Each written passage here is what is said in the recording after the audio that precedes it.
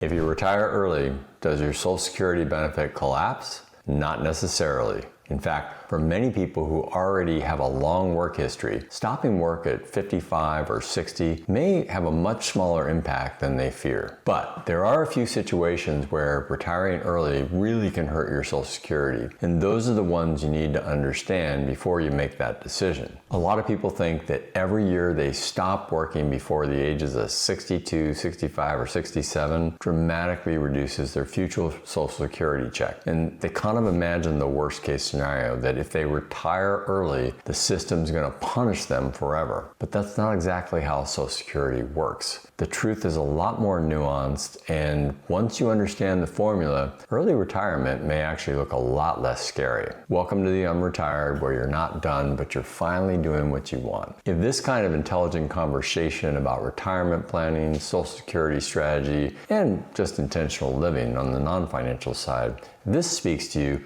please hit the like button and subscribe to the channel.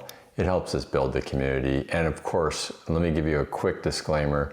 This video is for education and general information only. It's not financial advice. As I always say, everybody's retirement situation is totally different. So please make sure you run your own numbers, check your math, and if you can, consult a qualified financial planner. All right, let's get into this. The first thing to understand is that retiring early and claiming early are not the same thing. Retiring early means you stop working.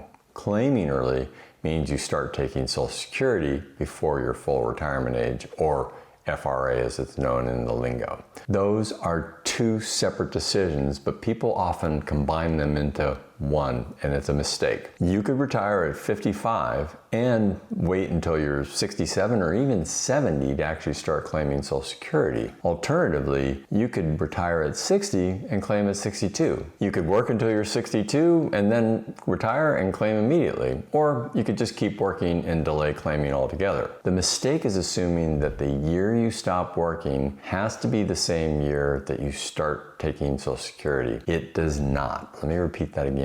It does not. That distinction matters because the year you stop working, it's going to affect your earnings record, but the year you claim affects whether your monthly benefit is reduced, paid in full, like a FRA, full retirement age, or increased by delaying past FRA. So before you decide that early retirement is going to ruin your benefit, you need to separate those two choices, which is basically to stop work versus claim benefits. Two separate ideas. Now, let's keep the Social Security formula simple here. Social Security does not base your benefit only on your final salary. It does not just look at your last 5 years either, and it's not simply your average paycheck. Social Security looks at your highest 35 years of earnings adjusted for wage inflation. And those 35 years are averaged into a monthly number, and that number is used to calculate your benefit at full retirement age, or FRA as we said. The benefit is often called your primary insurance amount. If you claim earlier than FRA, your monthly benefit check is going to be reduced. On the other hand, if you delay beyond your FRA, your monthly check can increase all the way up until the age of 70. But the foundation is still that 35 years, your highest 35 years. And that's why the impact of retiring early depends so much on your work history. If you already have 35 strong earning years, retiring early may not add zeros to your calculation. It may simply mean that you stop replacing older, lower earning years with newer, higher earning years. And that's a really important difference. If you've worked for 38 or 40 years and most of those years were solid earning years, stopping work at 55 or 60, it may not destroy your Social Security benefit at all. In fact, it may reduce it somewhat because you may lose the chance to replace some of the lower earning income years. But it may not be nearly as dramatic as people kind of misassume. On the other hand, let's say you didn't work even 35 years, and let's say you only got 28 or 30 years of earnings. Social Security still uses 35 years in the formula, and that means the missing years become zeros, and zeros can hurt. So the real question is not just what age do I want to retire? The real questions are, how many years of covered earnings do I already have in Social Security's mind? And how many low or zero years are in my record as well? Are my current years much higher than my older years? And how much would working a few extra years actually improve my benefits? And this is where many people are surprised by how this works. Working longer can absolutely help, but it helps most when those working years replace low or zero earning years. If you're in your peak earning years now, and those years are replacing part-time years or low-income years or caregiving gaps or just years when you're not paying into Social Security, then working a few more years, it could make a big and meaningful difference in your benefit. But if you already have 35 good years, a few extra years may help only modestly. That does not mean that extra money is meaningless. A few $100s per month can actually matter a lot to many people, but it does mean early retirement may not be the Social Security disaster that people actually imagine. Now at this point, here's where I want to ask you, are you thinking about retiring before 62 or have you already done it? And if so, what worries you most? Social Security, healthcare, income, or just knowing you have enough to get by? Please drop your answer in the comments. I read every one of your comments and I know the community really enjoys sharing information and other points of view with each other. Now let's talk about the bigger issue, and this one might be the biggest one, and that is claiming age. The bigger Social Security decision may not be when you stop working, it may be when you start claiming. Remember the difference between those two things, stopping working and starting claiming. If you claim Social Security at 62, your monthly benefit is going to be permanently reduced compared to what you would receive if you waited until full retirement age. And that's a really important word to remember. Permanent. Again, if you take it early, your benefit is going to be permanently reduced compared to if you wait till full retirement age. And if your full retirement age is 67, claiming at 62, it could mean you're taking benefits 5 years early,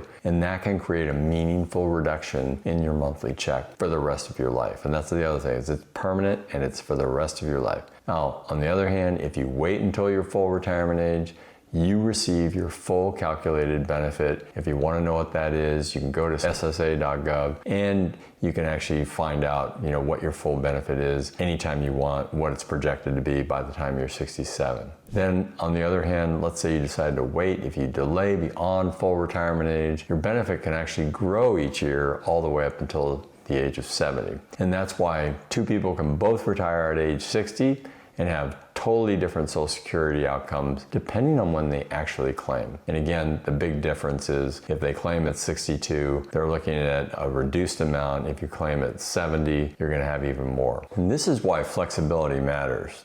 The dream scenario is not just retiring early, it's retiring early with enough flexibility to choose the best Social Security timing for your life. If you have savings, pension income, rental income, part-time income, taxable brokerage accounts, or other assets that can help bridge the gap, you may be able to retire early without claiming Social Security early. But there are situations where retiring early can hurt your benefit, so you need to take them seriously. And the first is when you do not have 35 years of earnings. If you started working later or you spent years out of the workforce, perhaps you were a stay-at-home mom or a stay-at-home dad. You had a long caregiving gap, either as a parent or taking care of a parent. Worked overseas, worked outside the Social Security system, or maybe were self-employed and reported very low income. You may not have the full 35 years of earnings required in your record. And in that case, anything is usually better than a zero in the Social Security formula. The second situation is when your later years are much higher earning years. Many people earn far more in their 50s and early 60s than they did obviously in their 20s and 30s. And if that's you, retiring early may mean giving up a chance to replace lower earning years with peak earning years. And that can matter with the formula, especially if your income rose dramatically later in life and later in your career. The third situation is when Social Security will be essential income. Now, if Social Security is just your fund money, hey, the calculation is one thing. But if Social Security is rent, groceries, healthcare, utilities, the calculation is really different for that person. A difference of $150, $250, or even $400 a month may not sound like life-changing money to somebody, but to another person, it can mean all the difference in the world. And this is why early retirement is not just a Social Security decision. It is a bridge planning decision. If you want to retire before 62 or before Medicare at 65, you need to know how you're going to fund that gap. And that bridge might include taxable brokerage accounts, cash reserves, Roth IRA contributions, Roth conversion planning, part-time consulting, side hustle income, rental income, pension income, downsizing to a lower cost lifestyle, and just accessing other savings that you might have in other accounts. And for many early retirees, the biggest challenge may not even be Social Security. It may be health insurance before Medicare. I've done several videos on that. I highly encourage you to check them out. Now, let's say you do retire early, let's say at age 55. You may have 10 years before Medicare begins and you're eligible for it. And that can be a very major planning issue, especially if you're not covered by a spouse's health care plan or employer retiree benefits. So before you retire early, do not guess. Log into the SSA.gov website, Social Security account, check out your earnings record, count how many years of earnings you have, and identify any low or zero years. From the site, you can estimate your benefits at 62, also at full retirement age, and also at 70, and compare what happens if you retire now versus working a few more years. And then you can ask yourself whether or not you can afford to delay claiming or not. Also, make sure that you run the full retirement income plan. Social Security is not only one piece. You need to understand savings, withdrawals, taxes, healthcare, inflation, housing, debt, emergency reserves, and how your spending might change over time throughout your retirement. Retiring early may be more possible than you think, but it still should be a decision that's based on clarity, not guesswork. All right, before I wrap this up, if this video is helping you think through this,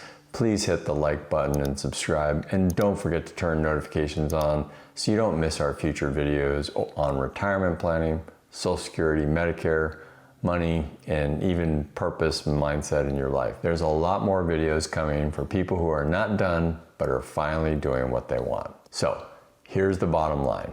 Retiring early does not automatically ruin your Social Security benefit, but it can definitely affect it depending on your earnings history, how many years you work, whether or not you have low or zero earning income years, and how much you're earning now and when you actually decide to claim for the benefits. The key here is not to let fear keep you working longer than you need to, but it's also not to retire blindly and hope that the math somehow or another works out by magic. The key is really understanding how the formula works, the 35 years of earnings, and knowing your earnings record and building a plan that gives you options.